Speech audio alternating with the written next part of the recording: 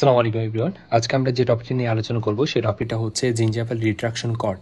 তো পূর্ববর্তী ভিডিওতে আমরা আসলে জিঞ্জাভাল রিট্রাকশন প্রসেসটা সম্পর্কে জেনেছি। তো আজকে আমাদের চেষ্টা থাকবে জিঞ্জাভাল রিট্রাকশন কট সম্পর্কে জানার। তো শুরু করা যাক। তো শুরুতে যেই পিকচারটা দেখতে পারতেছো, এই পিকচারে আসলে জিঞ্জাভাল রিট্রাকশন প্রসেসটাকে ইন্ডিকেট করতেছে, আর নিচে যে পিকচারটা দেখতে পারতেছো সেটাই কি আসলে জিঞ্জাভাল রিট্রাকশন কট বলা হচ্ছে। তো এখন প্রশ্ন হচ্ছে হোয়াট ইজ জিঞ্জাভাল রিট্রাকশন কট। তো জিঞ্জাভাল রিট্রাকশন কট আর কিছু না, এটা একটা স্পেশাল ডেন্টাল ম্যাটেরিয়ালস। তো এই স্পেশাল ডেন্টাল ম্যাটেরিয়ালস আমরা কেন ইউজ করব to push the gum tissue away from the prepared margin of the tooth.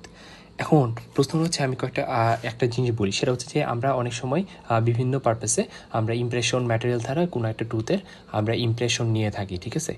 তো এখন ইমপ্রেশন ম্যাটেরিয়াল ইউজ করার ক্ষেত্রে আমাদের লক্ষ্য থাকে যে সেটা যেন টুথের প্রত্যেকটা পার্টসে অ্যাক্সেস পায়, টুথের প্রত্যেকটা পার্টসে অ্যাক্সেস পাওয়ার পাশাপাশি প্রত্যেকটা পার্টসের ডিটেলসটা খুব সহজে রেকর্ড বা ইমপ্রিন্ট করে নিয়ে আসতে পারে, ঠিক আছে। তো কোনো একটা টুথের উপর যখন তুমি একটা ইমপ্রেশন ম্যাটেরিয়াল দিবা তখন সে তো প্রত্যেকটা পার্টে কিন্তু সে যাইতে পারতেছে, বাট সে যখন টুথের সাবজিঞ্জেবল ফিনিশ লাইনে কিন্তু সে যাইতে পারবে না। কেন? কারণ সাবজিঞ্জেবল ফিনিশ লাইনটা কিন্তু গাম টিস্যু দ্বারা কিন্তু আবৃত থাকে, তাই না? তো যার কারণে কিন্তু সেখানে খুব সহজে অ্যাক্সেস পায় না ইমপ্রেশন ম্যাটেরিয়াল। তো ইমপ্রেশন ম্যাটেরিয়ালকে এই যে টুথের সাব জিঞ্জেভাল ফিনিশ লাইন অথবা জিঞ্জেভাল যে সালকাস, জিঞ্জেভাল যে সেই এরিয়াতে প্রবেশাধিকার বা অ্যাক্সেস দেওয়ার জন্য আমরা কি করি, এই গাম টিস্যু বা জিঞ্জেভাল টিস্যুটাকে সেই টুথ সার্ফেস থেকে একটু পুশ করে ফেলাই, অর্থাৎ একটু ডিফ্লেকশন করে ফেলাই, অর্থাৎ ডিসপ্লেসমেন্ট করে ফেলাই, একটু সরায় ফেলাই, যাতে করে ওই জায়গাটায় খুব সহজে ইমপ্রেশন ম্যাটেরিয়াল প্রবেশ করতে পারে এবং সেখানে থাকা টুথের ডিটেলসগুলো খুব সহজেই ইমপ্রিন্ট অথবা রেকর্ড করে নিয়ে আসতে পারে। তো এইভাবেই তো কিন্তু একটা অ্যাকুরেট ইমপ্রেশন তৈরি হয়। তো সহজ কথা, টুথের অ্যাকুরেট ইমপ্রেশন নেওয়ার জন্য আমরা কি করি, যে টুথের যে প্রিপেয়ার্ড মার্জিন সেখানে থাকা যে গাম, সেই গামটা বা গাম টিস্যু বা জিঞ্জাভাল টিস্যুটাকে পুশ করার জন্য যে স্পেশাল ডেন্টাল ম্যাটেরিয়ালস ইউজ করা হয় তাকে জিঞ্জাভাল রিট্রাকশন কট বলা হয়। তো এখন আমরা আরেকটা বিষয় সম্পর্কে জানবো, সেটা হচ্ছে ক্লাসিফিকেশন। ক্লাসিফিকেশন জিনিসটা কি? তো এখন ক্লাসিফিকেশন করবো, জিঞ্জাভাল রিট্রাকশন কর্ডের ক্লাসিফিকেশন তো বিভিন্নভাবে করতে পারি, কনফিগারেশনের উপর ভিত্তি করে, সারফেস ফিনিশের উপর ভিত্তি করে, অথবা কেমিক্যাল ট্রিটমেন্টের উপর ভিত্তি করে। তো কনফিগারেশনের উপর ভিত্তি করে আমরা প্লেন, টুইস্টেড, ব্রেডেড, নিটেড বিভিন্নভাবে আমরা ক্লাসিফাই করতে পারি। এর পাশাপাশি কিন্তু সারফেস ফিনিশ মাধ্যমে, যেমন ওয়েক্সড, আনওয়েক্সড, আরেকটা হচ্ছে কেমিক্যাল ট্রিটমেন্টের ক্ষেত্রে প্লেন, ইমপ্রেগনেটেড। তো এখন আসি আমরা প্রত্যেকটা সম্পর্কে বিস্তারিত জানবো। তো প্রথমত যে একটা 3D মডেল দেখে হয়তো বুঝতে পারবা এটা হচ্ছে একটা টুইস্টেড জিঞ্জাভাল রিট্রাকশন কট। তো টুইস্টেড মানে হচ্ছে পাকানো অথবা পেঁচানো, অনেকটা পেঁচানো থাকবে।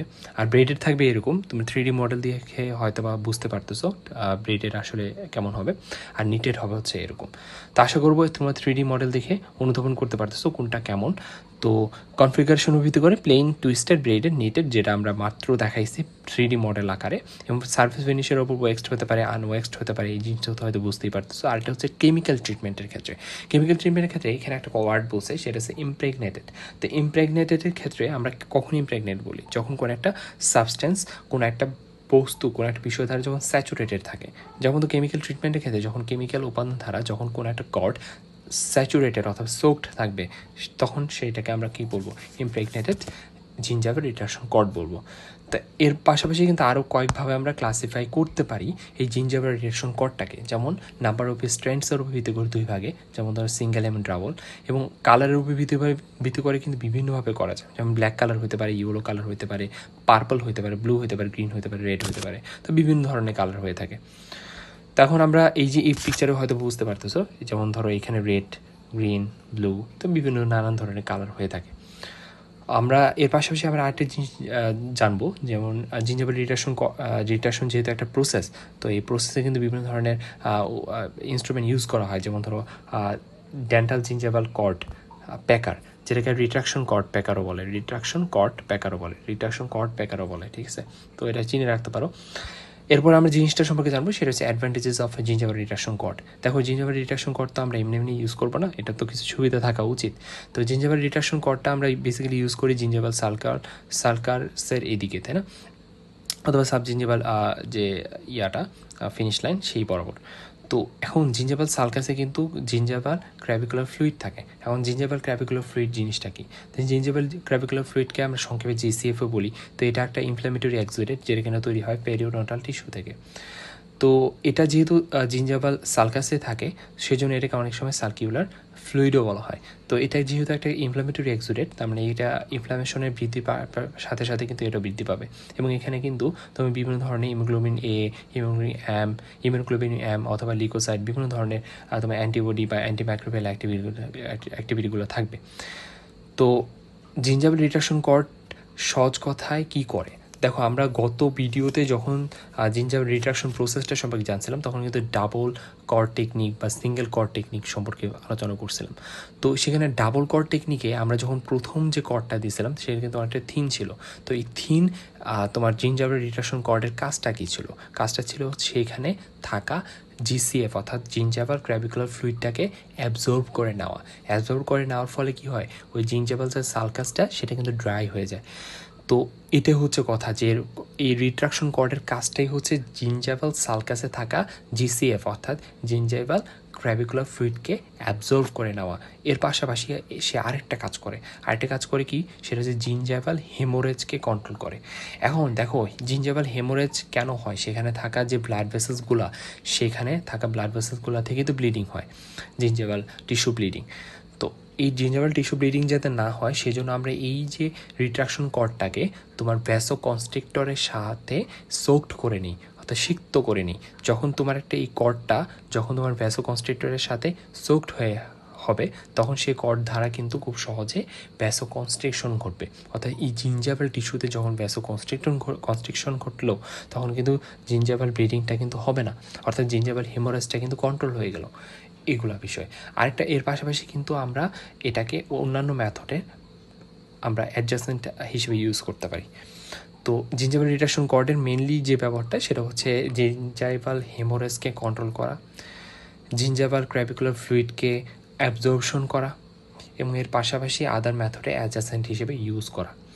এর পাশাপাশি আমরা এখন ডিসঅ্যাডভান্টেজ সম্পর্কে জানবো। আমরা একটু আগেই জানছি যে জিসিএফকে অ্যাবজর্পশন করে। তো এরা তখনই অ্যাবজর্পশন করতে পারবে যখন স্মল অ্যামাউন্টে জিঞ্জাভাল ক্র্যাভিকুলার ফ্লুইড থাকবে। দেখো জিঞ্জাভাল ক্র্যাভিকুলার ফ্লুইড তো ইনফ্ল্যামেটরি এক্সোডেট, যখন ইনফ্ল্যামেশন বাড়বে তখন কিন্তু জিসিএফের পরিমাণও বাড়বে। যখন জিসিএফের পরিমাণ বেশি বেড়ে যাবে তখন কিন্তু ওই জিঞ্জাভাল রিডাকশন কর্ডটা আর আগের মতো অ্যাবজর্পশন করতে পারবে না। সে তখনই ইফেক্টিভ থাকে যখন সে জিসিএফের পরিমাণটা স্মল অ্যামাউন্টে থাকে। অর্থাৎ জিসিএফের পরিমাণটা যখনই স্মল অ্যামাউন্টে থাকবে তখনই সে ইফেক্টিভভাবে কাজ করলো। কিন্তু যখনই তুমি জিসিএফের পরিমাণ বেড়ে যাবে তখন কিন্তু আর আগের মতো কাজ করতে পারবে না কর্ডটা। এর পাশাপাশি কিন্তু জিঞ্জাভাল রিডাকশন কর্ডটা কিন্তু ইনসার্ট করা যথেষ্ট ডিফিকাল্ট। এই ডিফিকাল্টির জন্য যখন তুমি কারেক্টলি ইনসার্ট করতে পারবে না তখন কিন্তু জিঞ্জাভাল টিস্যু ড্যামেজ ঘটবে। এর পাশাপাশি কিন্তু এই যে তোমার জিঞ্জাভাল সালকাস, সেই সালকাসে তো এপিথেলিয়াল লাইনিং থাকে, সেই এপিথেলিয়াল লাইনিংয়ের কিন্তু ড্যামেজ ঘটায় এবং আন্ডারলাইনিং কানেক্টিভ টিস্যুরও কিন্তু ক্ষতি হয়। তো এগুলো গেলে ডিসঅ্যাডভান্টেজ। এখন আমরা জানবো ইন্ডিকেশন সম্পর্কে। তো ইন্ডিকেশন হচ্ছে তোমার জিঞ্জাভাল রিডাকশন কর্ড তুমি কোথায় কোথায় ইউজ করবা, যেমন প্রোভাইড আইসোলেশন বা রিট্রাকশন অফ দ্য জিঞ্জাভাল টিস্যু। আমরা শুরুতেই বলছিলাম যে জিঞ্জাভাল রিডাকশন প্রসেসটার উদ্দেশ্যটা কি? উদ্দেশ্যটা হচ্ছে জিঞ্জাভাল টিস্যুটাকে রিট্রাকশন অর্থাৎ ডিসপ্লেসমেন্ট করে দেওয়া, অর্থাৎ টুথ সার্ফেস থেকে সেটাকে পুশ করে দেওয়া, অর্থাৎ সেটাকে ডিফ্লেকশন বা বিচ্যুতি ঘটানো, অর্থাৎ টুথ সার্ফেস থেকে সরায় দেওয়া। তো এই কাজটা যেই ইনস্ট্রুমেন্ট দ্বারা করা হয়, যেই দ্বারা করা হয়, যে ডেন্টাল ইনস্ট্রুমেন্ট দ্বারা স্পেশাল ডেন্টাল ম্যাটেরিয়াল দ্বারা করা হয় সেটা হচ্ছে তোমার জিঞ্জাভাল রিডাকশন কর্ড। তো জিঞ্জাভাল রিডাকশন কর্ড তাহলে কি কাজে ইউজ করা হয়? সেটা হচ্ছে রিট্রাকশনের কাজে। কার রিট্রাকশন? সেটা জিঞ্জাভাল টিস্যুর রিট্রাকশন। এখন ভাইয়া জিঞ্জাভাল টিস্যুর রিট্রাকশন তুমি কখন করবা? যখন তুমি রেস্টোরেশন, যখন তোমার একটা রেস্টোরেশনের কাজ করা হয়, সেটা হতে পারে সার্ভাইকাল এরিয়াতে। তো সার্ভাইকাল এরিয়াতে রেস্টোরেশনের কাজ করার আগে আমরা যখন ইমপ্রেশন নেই তখন ইমপ্রেশন ম্যাটেরিয়াল ইউজ করি। তো ইমপ্রেশন ম্যাটেরিয়াল কী করবে? যে জায়গায় তুমি রেস্টোরেশন ঘটাবা, সেই রেস্টোরেশন করবা, সেই জায়গায় তো তোমার সেই টুথের সেই পার্টসের তো ডিটেলস খুব ভালো মতো আসা লাগবে ইমপ্রেশন ম্যাটেরিয়ালে। সো টুথের সেই অংশের যে ডিটেলসটা সেটা ইমপ্রেশন ম্যাটেরিয়ালে খুব ভালো মতো তখনই আসবে যখন সেই জায়গায় খুব ভালো মতো অ্যাক্সেস পাবে ইমপ্রেশন ম্যাটেরিয়ালটা। তো অ্যাক্সেসটা দেওয়ার জন্যই কিন্তু এই রিট্রাকশন কর্ডটা ইউজ করা হয়। রিট্রাকশন কর্ডটা কী করে? সহজ কথা, এই সার্ভাইকাল এরিয়াতে তোমার গাম টিস্যুটাকে একটু সরায় দেয়। সরায় দেওয়ার ফলে কী হয়, সেই টুথের যে পার্টটা, যে সাবজিঞ্জাভাল ফিনিশ লাইনটা, সেই জায়গাটা কিন্তু খুব সহজে অ্যাক্সেস পাওয়া যায়। এটা হচ্ছে একটা কথা। আরেকটা হচ্ছে যে যখন তুমি unable to apply rubber dam, ভাই রাবার ড্যাম জিনিসটাকে, রাবার ড্যাম হচ্ছে ডেন্টাল ড্যামও বলা হয়। তো এটা কখন ইউজ করা হয়, যখন আইসোলেশনের কাজে, অর্থাৎ to isolate the operative side from the rest of the mouth. অর্থাৎ রাবার ড্যাম হচ্ছে তোমার যেই জায়গাটায়, যে পজিশনে তুমি কাজ করবে সেটাকে তো অপারেটিভ সাইড বলি। তো এই অপারেটিভ সাইডটাকে তো মাউথের অন্যান্য পার্ট থেকে সম্পূর্ণভাবে সেপারেট করে দেওয়ার জন্য যে ইনস্ট্রুমেন্টটা, যে জিনিসটা ইউজ করা হয় তাকে আমরা রাবার ড্যাম বলি। যখন রাবার ড্যাম দেওয়া পসিবল হয় না তখন কিন্তু আমরা জিঞ্জাভাল রিট্রাকশন কর্ডটা ইউজ করে থাকি। দ্বিতীয় নম্বর পয়েন্টটা আমরা একটু আগে বলে ফেলছি যে জিসিএফকে অ্যাবজর্পশন করবে। এর পাশাপাশি কিন্তু ভ্যাসোকনস্ট্রিক্টরের সাথে যখন সোকড উইথ হয়ে যাবে তখন কিন্তু ভ্যাসোকনস্ট্রিকশন ঘটাবে, ফলে কিন্তু তোমার মাইনর যে অ্যামাউন্টের যে জিঞ্জাভাল ব্লিডিং সেটা কিন্তু কন্ট্রোল হয়ে গেল।